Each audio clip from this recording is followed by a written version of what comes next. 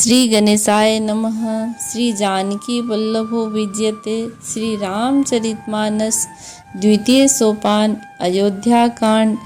सिया राम जय जय राम, सिया राम जय जय सिया राम। मास परायण 13वां विश्राम। सुनहु प्राण प्रिय भावत जी का, देहु एक बार भरत ही टीका। मगऊ दुसर बर कर जोरी, पूर्वहु नाथ मनोरथ मोरी। तापस वेश विशेष उदासी, 14 बरस राम वनवासी। सुनि मृदु वचन भूप ही अशोको, शशि कर छुअत विकल जिम कोपु।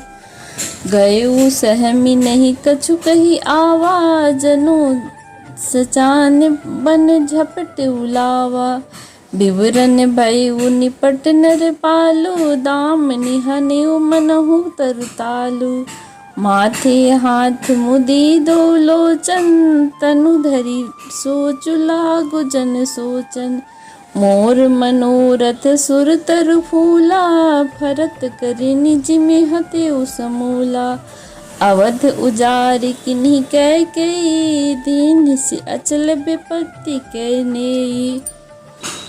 राजा दशरथ जी के बार बार पूछने पर कैकेयी कहती है, राजा का मनोरथ सुंदर वन है, सुख सुंदर पक्षियों का समुदाय है। उस पर भीलनी की तरह कैकेयी अपना वचन रूपी भयंकर बात छोड़ना चाहती है।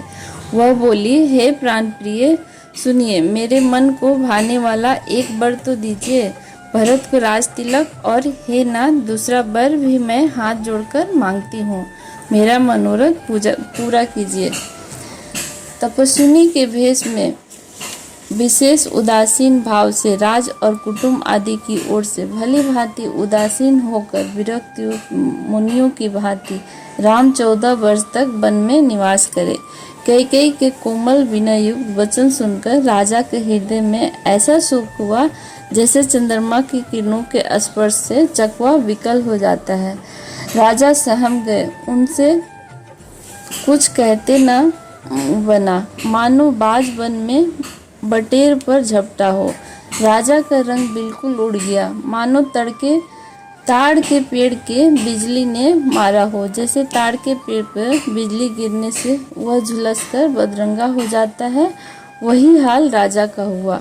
माथे पर हाथ रखकर दोनों नेत्र बंद करके राजा ऐसे सोचने लगे मानो साक्षात सोच ही शरीर धारण कर सोच कर रहा हो। वे सोचते हैं, हाय, मेरा मनोरथ रूपी कल्प वृक्ष फूल चुका था, परंतु फलते समय कैकेयी ने हथनी की तरह उसे जड़ समेत उखाड़कर नष्ट कर डाला। कैकेयी ने अयोध्या को उजाड़ कर दिया और विपत्ति की अचल नींव डाल दी। सिया राम जय जय राम, सिया राम जय जय सिया राम। कौन अवसर का भय हो गयो, नारी विश्वास जोग सिद्धि फल समय जिमी। जाते ही अविद्या नाश, सियावर राम जय जय राम। एहि विधि राव मन ही मन झाका, देख कुभाति कुमति मन माका। भरत के राउर पूत न होई, आयु मोल बेसाही की मोही। जो सुनि सरु अस लाग तुम्हारे, काहे न बोलहु वचन सम्हारे। देहु उतरो अनुकरहु कि नाही, सत्य संध तुम रघुकुल माही। देन कहयु अब जन बर देहु, तजहु सत्य जग अपजस लेहु। सत्य सराही कहयु बरि देना, जाने हुले मगई चबेना।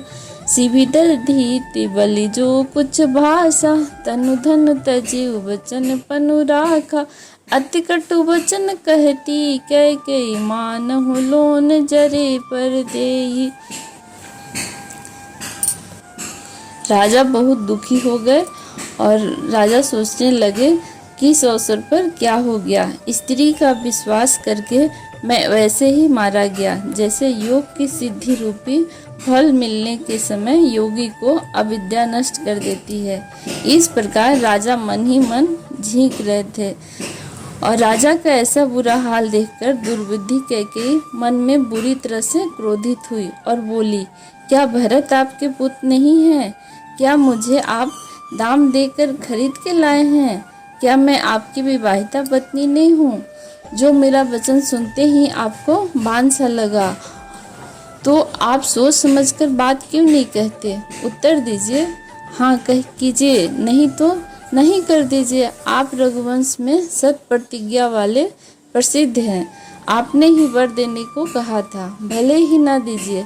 सत्य को छोड़ दीजिए और जगत में अपयश लीजिए। सत्य की बड़ी सराहना करके वर देने को कहा था। समझा था कि यह चबेना ही मांग लेगी। राजा शिबी, दधीति और बलि ने जो कुछ कहा, शरीर और धन त्याग कर भी उन्होंने अपने वचन की प्रतिज्ञा को निभाया। कैकेयी बहुत ही कड़वे वचन कह रही थी, मानो जले पर नमक छिड़क रही हो।